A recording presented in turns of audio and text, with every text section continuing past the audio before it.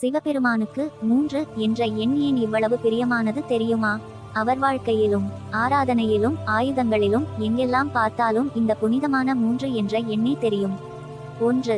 3 கண்கள். அதனால் அவரை திரிநேத்திரன் என்று அழைக்கிறார்கள். கோபம் உச்சத்துக்கு சென்றால் திறக்கும் அந்த 3வது கண். ஒரு முறை திறந்ததாலே மன்மதனையே சாம்பலாக்கிய சக்தி அது. 2. 3 முனைகளை கொண்ட திரிசூலம். இது ஒரு ஆயுதம் மட்டுமல்ல, ஆகாயம், பூமி, பாதாளம் என்ற 3 உலகுகளின் அடையாளம். சத்துவம், ரஜஸ், தமஸ் என்ற 3 குணங்களையும் இது குறிக்கிறது. 3. சிவனின் நெற்றியில் இருக்கும் 3 தடங்களான திரிகுண்டரம், லோகம், புர்வரம், சுவர்லோகம் ஆகிய 3 நிலையங்களை குறிக்கும். 4. சிவலிங்கத்தை பூஜிக்கும் போது சமர்ப்பிக்கும் 3 இலைகள் கொண்ட பில்வ பத்ரம் கூட பிரம்மா, விஷ்ணு, மகேஸ்வரர் என்ற திரிதேவத்தின் உருவம் என கருதப்படுகிறது. அதனால்தான் சிவபெருமானின் வாழ்வில் பாதுகாப்பிலிருந்தும் அழிவிலிருந்தும் அவரது ஆயுதத்திலிருந்தும் 3 என்ற எண் எப்போதும் மிக புனிதமானதாகவே இருக்கிறது.